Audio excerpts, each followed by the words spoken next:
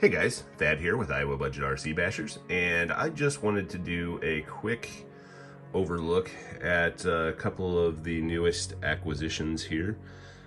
This is the 1/10 scale Radio Shack Sniper off-road buggy. They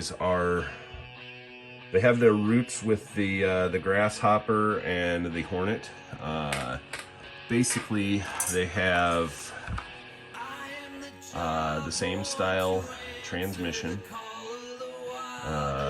pretty much the same pinspike tires. Wheels are very similar but different, and I'll show you. But very similar design, same kind of front suspension design, albeit a little bit different. But as you can see, the tires are in really bad shape, especially on this side. I don't know if something was sitting on top of it or what, but the other side, the other tires I could probably use if I needed to, but these two are just completely destroyed. That one has the biggest flat spot I've ever seen in a tire, and this one, of course, there's half of it's gone. So if anybody out there has any Grasshopper wheels and tires, or Hornet wheels and tires, or whatever Tamiya buggy tires that would fit this, let me know. I would love to take them off your hands. We could use them. So anyway, I just wanted to pull the body off of this and kind of show you. So as you can see, it's kind of got the same kind of setup as a Grasshopper back here, very similar. These are actually based off the Nico F10 chassis, which was pretty much copied off of the Grasshopper and Hornet and whatever. It does have a proportional style servo with a servo saver, but it's 5-wire. So we will rip this and the circuit board out of here, and this is actually pretty much the same chassis as what they used on the Golden Arrow also. So you can see it's still got the area here where the battery would have gone, the battery pack. And let's see if I can get this thing open here. I'll show you. All they did was filled in this little area here and in the chassis, and put in room for double A's. And normally these would have the battery pack here and then 4 double A's up here that powered the transmitter or the receiver. So you know, they used these chassis for years and years and years, and just kept modifying them for different uses. And so what my plan is to notch this back out and use just a regular LiPo, and it's got the pieces here on the sides to hold it in. And we will put, or I don't know if we'll go brushless on this or go with just upgraded electronics, but either way, that's the plan with this thing. You can see how clean this thing is underneath. I mean, there's a couple little marks on the bumper, but this was one of those cars, I think, that was played with a little bit and then left for dead. Probably parents didn't want to buy more batteries for it, and then it just sat. My customer gave it to me. He said he picked it up at a thrift store or something and thought he would do something with it, and didn't. And said that he was going to throw it away if we didn't want it, and heck yeah, we'll take it. Because the car itself is in phenomenal shape. The body, there's not a scratch on the wing, nothing. So anyway, that's that. Hey guys, how's it going? Just wanted to give a quick thank you to each and every one of our subscribers. We are trying to build this channel, and we are putting out family-friendly content, my son and I. You might catch a short from him, you might catch a short from me, or a full video from either one of us, or both of us. So thank you for watching, thank you for subscribing. Don't forget to hit that like button and hit that subscribe button. Thank you. Have a great day, and back to the video.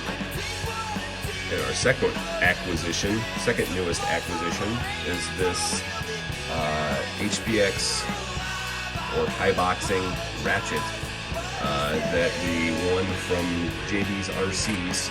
If you don't know who JB's RCs is, you should go check out his channel.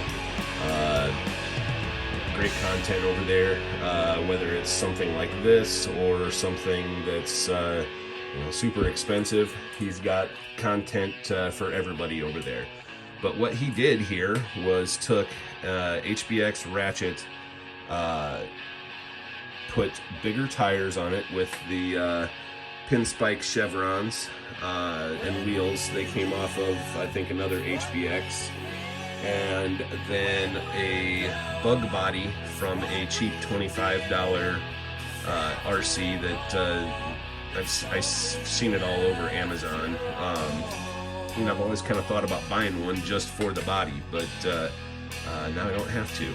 We're going to call this the Booger Beetle because I call my daughter Boogaroo, and this is going to be pretty much for her to drive when she wants to. Otherwise, me and Grayson will have a ton of fun with it, but it's a pretty neat vehicle. It's 1/18 scale. I'm sure a lot of you know what the HBX ratchet is, but it's in good shape, and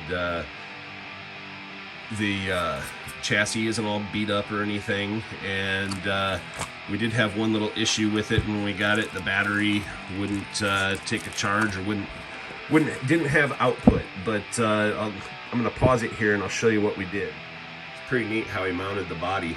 He just used Velcro on either side of this plastic roll cage that's in here, and this thing is rigid as heck, man, when it's all together. But anyway, back to the battery situation. So it's designed for a tiny little LiPo that goes in here. Well, I don't have anything that's that small. I do have one battery that's, I think, 1200 milliamps that's got a JST connector, but I also have the 1600 and 1800 milliamp regular size LiPos that run on most of my cars. And so anyway, there's enough room underneath the body to use this strap and just set the battery on top of there. And then I have this JST to Dean's adapter that I found that I forgot that I had. And so I can pretty much run any smaller Dean's battery that I have, and as long as the body fits on it. But this thing handles so good. I think it's because of the heavy plastic body that sits on top of it. It kind of weighs it down a little bit and keeps it planted. Grayson and I were driving this the other day, and I wish I had coverage of it, and I don't. But we were doing backflips on the neighbor's tree in their front yard, and all kinds of stuff with this thing. It's just awesome. So thanks, JB, for this thing. If JB's doing some RC giveaways right now, so you might want to check out his channel. Actually, you do want to check out his channel if you're into RC stuff. I never thought I would ever win anything, and just by a wild guess, and I won this, and I really like this thing. This thing is awesome. But yeah, that's our second newest acquisition to the channel, and it's going to get a ton of use around here, whether it's for me and Grayson or my daughter. Anyway, guys, that's our second newest acquisition. I also wanted to include, this is Grayson's little 1/18 buggy that he got for his birthday, the Eno's Black Ghost.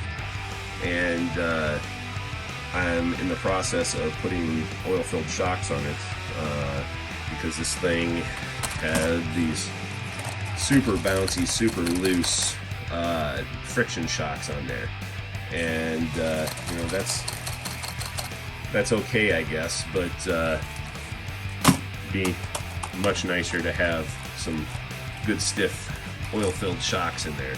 They're a little bit long, but they'll do the job. They actually are the shocks off of the first Arlo buggy that had the failed electronics, and so I'm putting those to use and put them on here. All I had to do was pop the bushings out and that worked for it. So anyway, we're going to do a second review on this thing because this thing is just an awesome little buggy. But I want to see the handling difference with the oil-filled shocks. It does make it sit a little bit higher because they're a little bit longer, but they seem to work. So anyway, guys, thanks for watching. I'm Thad with Iowa Budget RC Bashers. Have a great day.